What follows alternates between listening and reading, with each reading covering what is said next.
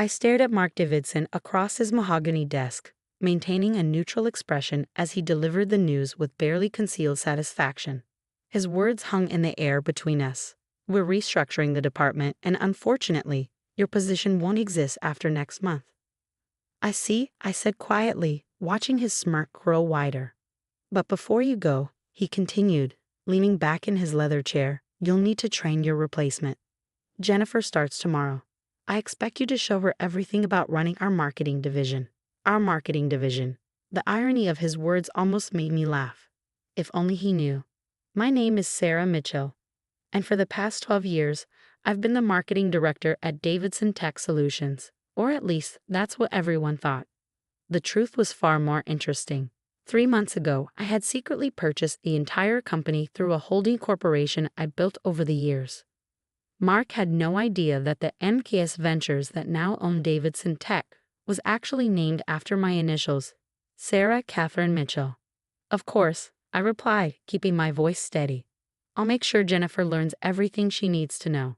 Mark nodded, clearly pleased with my docile response. Good. I knew you'd be professional about this. Too many people get emotional when they're let go. I thought about the stack of documents sitting in my lawyer's office, waiting to be filed tomorrow morning. Yes, emotions can certainly get in the way of business decisions. As I walked back to my office, I couldn't help but reflect on how I got here. 12 years ago, I'd started at Davidson Tech as a junior marketing associate. Back then, the company had been run by Mark's father, Robert Davidson, a brilliant businessman who saw potential in everyone, regardless of their gender or background.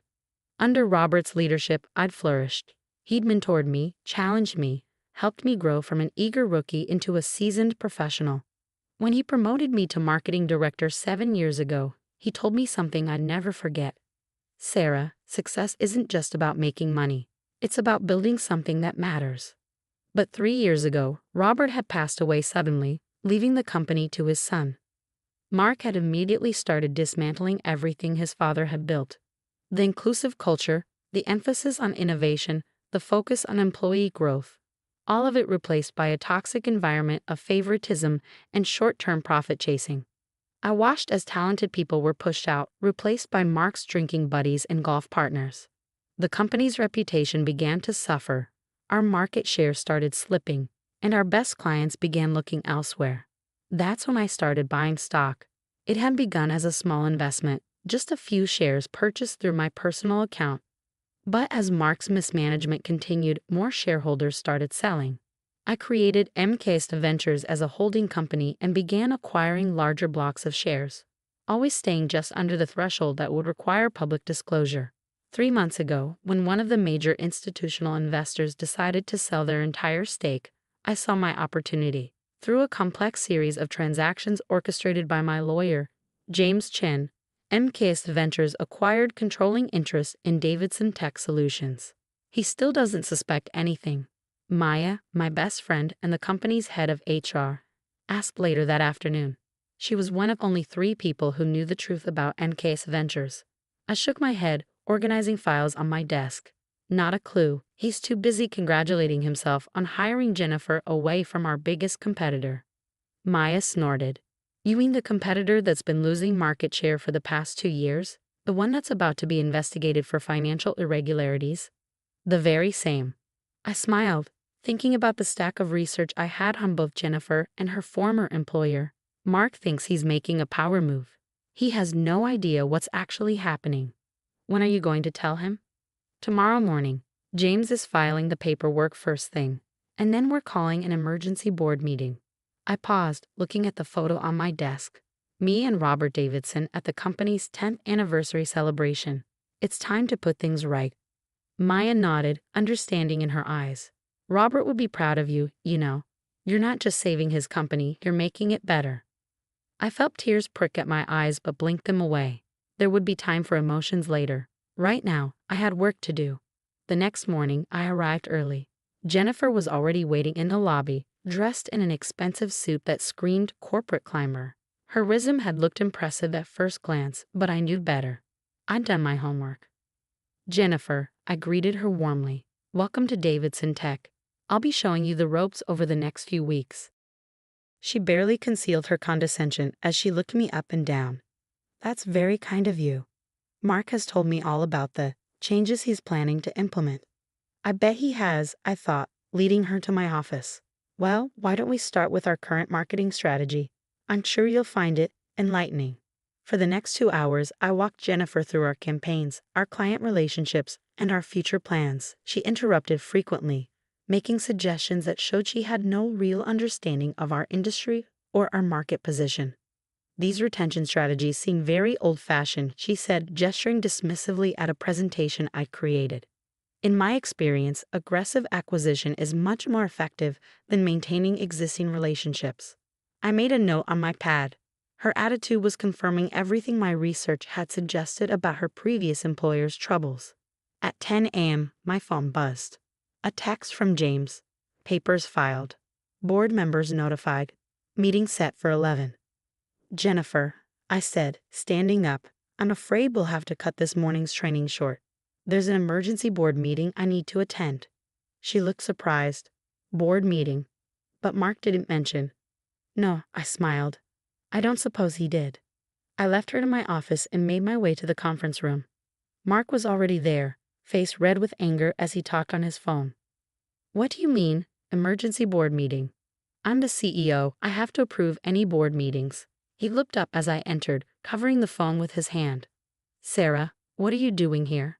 This is for executives only. I know, I said calmly, taking a seat at the head of the table. That's why I'm here. Before he could respond, other board members began filing in. I recognized most of them. The old guard who had served under Robert, gradually pushed to the sidelines by Mark over the past 3 years. James Chen arrived last, carrying a thick folder of documents. He nodded to me as he took his seat. What's going on here? Mark demanded, looking around the room. I didn't authorize this meeting. No, I said, standing up. I did. The room fell silent as James began distributing documents to each board member. 3 months ago, I continued, my voice steady, MKS Ventures acquired controlling interest in Davidson Tech Solutions. As of this morning, that acquisition is complete and fully documented with the SEC. Mark's face went from red to white. MKS Ventures. But that's my company, I finished for him. Named after my initials, Sarah Catherine Mitchell. The board members were reading through the documents now, murmurs of surprise and understanding filling the room. This is impossible, Mark sputtered. You're just a marketing director. You can't afford to buy a company this size. I thought about the years of careful investment, the long nights spent studying financial reports, the strategic planning that had led to this moment. Actually, Mark, I can. And I did. I opened my own copy of the documents. Now shall we discuss the future of Davidson Tech Solutions? The look on his face was everything I'd imagined it would be, a mix of shock, rage, and dawning comprehension. But this wasn't about revenge. This was about something much more important.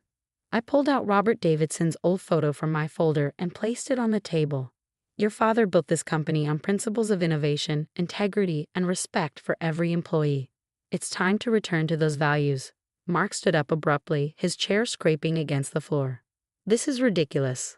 I'll have my lawyers look into this immediately. There's no way this takeover is legal. James Chen cleared his throat. I assure you, Mr. Davidson, everything is perfectly legal.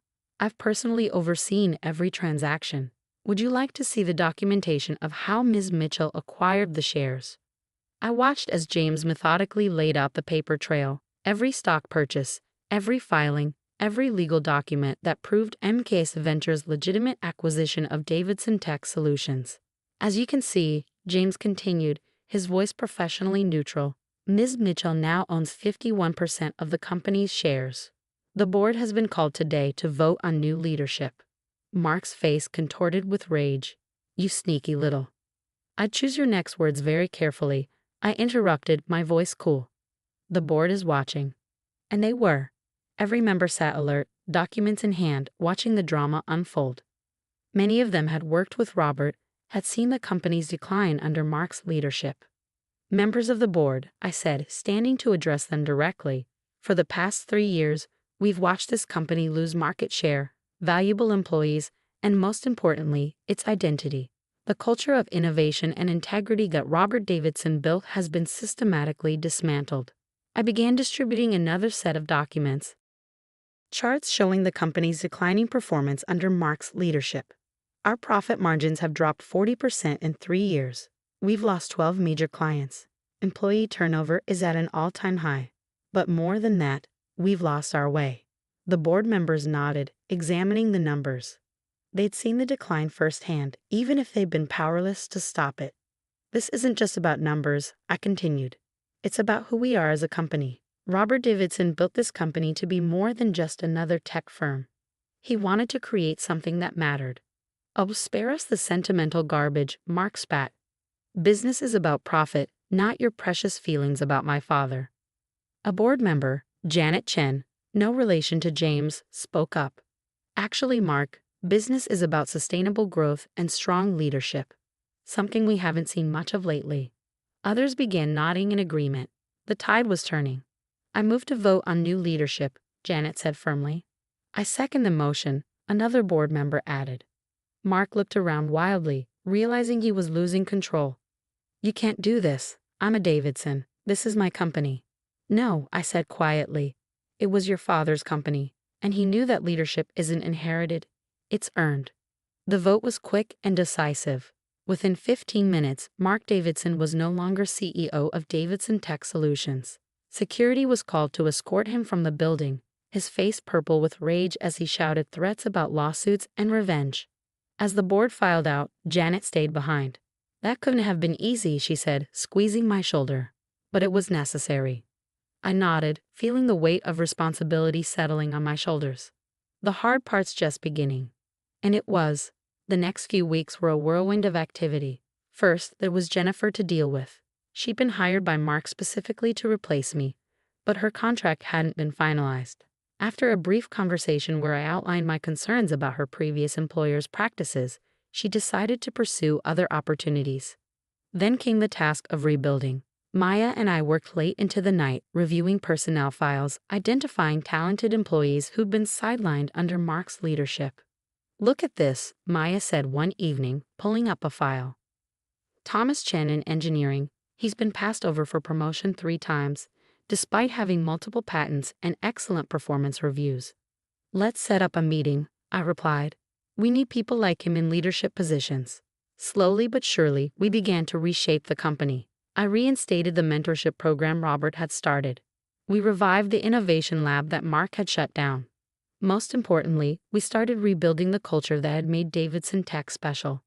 A month after the takeover, I sat in what had once been Mark's office, now significantly redecorated, reviewing our progress with Maya. Employee satisfaction scores are up 30%, she reported, and we've had 3 former employees reach out about coming back. I smiled, thinking about the changes we'd made. The office felt different now, more energetic, more alive. People weren't afraid to share ideas or raise concerns. But not everything was smooth sailing. Mark, true to his word, had his lawyers examine every aspect of the takeover. They found nothing irregular, but the scrutiny was stressful. Then there were the industry rumors he tried to spread, suggesting the company was unstable under new leadership. We answered those rumors with results. Within 6 months, we'd not only stabilized our market position but begun to grow again. Innovation, once stifled, flourished. New products were developed, new clients signed. 1 year after the takeover, I stood in front of the entire company at our annual meeting. The auditorium was packed. We'd hired over 100 new employees in the past year.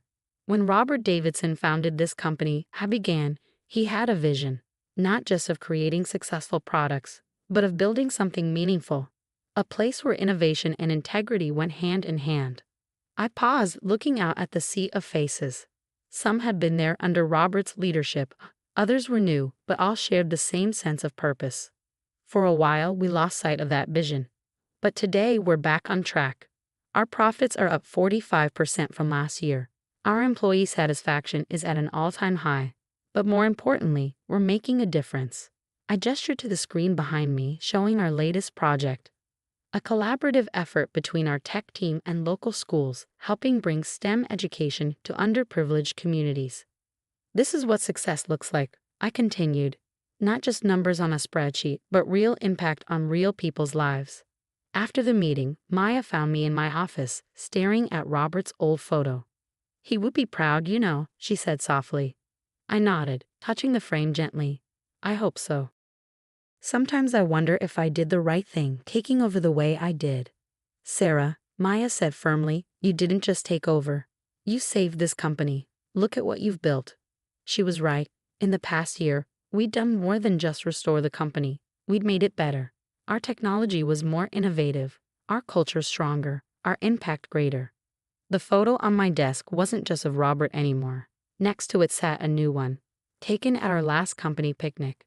Hundreds of smiling faces, all part of something bigger than themselves. That evening, as I prepared to leave the office, I received an unexpected email. It was from Robert's widow, Margaret. "Dear Sarah, I've been watching what you've done with the company this past year. Robert always said you were special, that you understood what Davidson Tech was really about. He was right. Thank you for keeping his dream alive and for making it even better. With gratitude, Margaret." Tears pricked at my eyes as I read her words. This was why I'd done it, not for revenge against Mark, not for personal gain, but because some things are worth fighting for. The next morning, I arrived early as usual. The office was quiet, but not for long. Soon it would be filled with energy, ideas, and possibility.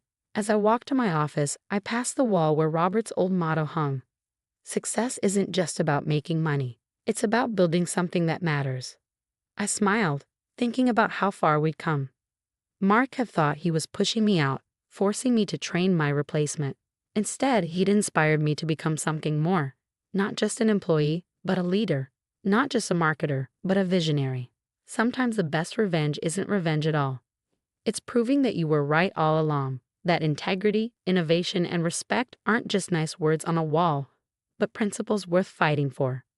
As the office began to fill with employees, I heard the familiar buzz of creativity and collaboration. This was Robert Davidson's real legacy, not just a successful company, but a place where people could grow, innovate, and make a difference. And now it was my legacy too.